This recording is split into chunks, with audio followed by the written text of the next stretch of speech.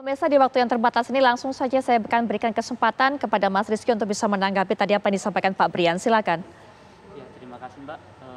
Menanggapi dari kuasa hukumnya Indra Kents tersangka penipuan kasus binary auction, saya sampaikan bahwasanya link afiliator yang ditampilkan di saat di persidangan itu adalah link palsu, Mbak. Kami bisa membuktikan itu karena beda daripada link yang disita oleh Mabes Polri di saat ditahan di Mabes Polri. Link itu berbeda. Dia membuat, itulah kami sangat menyayangkan hakim membuat keputusan yang tidak adil. Yang pertama, kami bisa membuktikan itu. Sudah kami sampaikan itu di JPU bahwasanya itu link yang diberi di persidangan itu adalah palsu. Tidak sama daripada link afiliator yang disita oleh di Mabes Polri. Baik. Yang pertama. Yang kedua, Indra Kents itu di persidangan sudah dihadirkan saksi mantan afiliator. Dia menyatakan bahwasannya afiliator itu jelas menerima keuntungan 70% loss dan pendaftaran membernya. Seperti itu. Dan di persidangan lawyer daripada Indra Kents tidak menunjukkan mana data. Data daripada korban-korban Indra tidak berani menunjukkan seperti itu. Kami sudah meminta. Baik, Mas Rizky. Langsung kita minta tanggapan dari Pak Brian. Silakan Pak Brian, singkat saja. Ya, sangat menarik. Jadi perlu dipahami ya, dari fakta persidangan yang ada, yang mengaku para korban ini pun tidak bisa membuktikan bahwa mereka mengikuti ring referralnya Indra. Itu pertama. Kedua, kita sudah membuka seluas-luasnya ya, akun bin partner yang dimiliki oleh Indra untuk disita oleh majelis hakim ataupun dari jaksa penuntut umum. Terkait dengan misalnya ada dugaan terkait dengan pemalsuan yang diduga oleh para trader ini, seharusnya mereka bisa melihat bahwa namanya URL atau alamat website itu bisa berganti-ganti. Dan saat ini yang sangat disayangkan, penyidik tidak bisa mendatangkan pihak binomo yang menjadi selaku pelapor juga. Baik.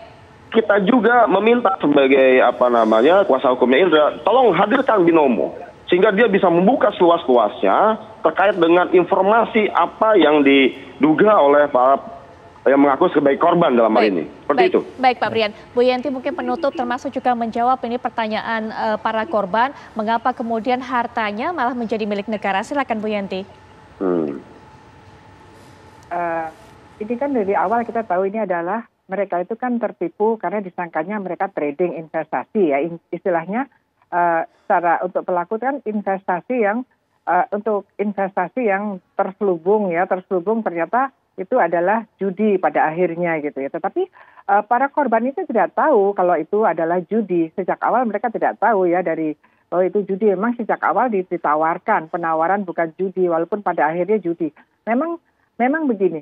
Dari perjalanan itu kan banyak sekali dulu ya bahwa ada juga sih yang udah tahu judi tapi yang kebanyakan itu kan tahunya bahwa ini adalah seperti ponzi. Mereka memang tertipu karena literasi masyarakat kita yang masih sangat rendah sehingga mereka tidak tahu, dan kemudian belakangan OJK mengatakan kalau mau investasi itu harus hati-hati, logonya begini dan begitu kan, waktu itu belum, baru disampaikan oleh OJK ketika memang sudah menjadi kasus gitu kan. Artinya betul-betul ini masyarakat itu kalau nggak salah sejak awal ini nggak tahu berapa orang, tapi sampai 41.000 yang merasa menjadi korban dan sebagainya. Itu yang sejak awal disampaikan oleh media seperti itu. Jadi mereka itu, apakah mereka betul-betul karena judi? Dan kalaupun karena judi, penyitaan itu saya kira penyitaan TPPU.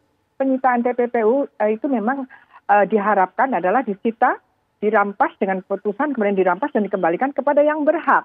Gitu ya. Dari mana hakim bisa menilai bahwa kita tetap ya dalam putusan tetap dihormati, tapi kan kita ada yang mau banding gitu kan. Betul. Bahwa orang-orang yang kita katakan korban ini adalah penjudi, bukankah mereka pelapor? Ini kalau ini kan sedang tidak menghakimi, tidak mengadili si pelapor. Kita itu sedang mengadili Indra Kents perkara ini gitu loh. Kenapa? Justru malah yang dikatakan bahwa ini adalah mereka adalah judi. Kalau judi siapa? Dua-duanya dong, tapi pasal yang diputuskan kan tidak ada pasal judinya. Jadi perampasannya harusnya perampasan TPPU yang kemudian dirampas dan kemudian diserahkan atau dikembalikan kepada yang berhak. Kalau negara tidak berhak ya memang tidak ada gitu. Jadi saya dari beberapa kali TPPU ini berkaitan dengan perlindungan korban, recovery, pemulihan kerugian korban seharusnya memang dikembalikan kepada yang berhak. Ketika negara berhak ya silahkan.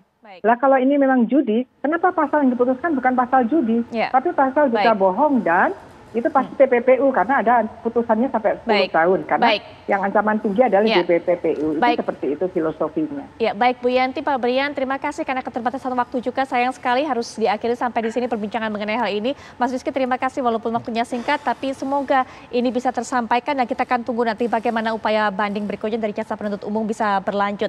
Terima kasih untuk para narasumber semuanya. Terima kasih Mas Rizky, kemudian juga Bu Yanti dan juga Pak Brian. Semuanya. Ya, baik.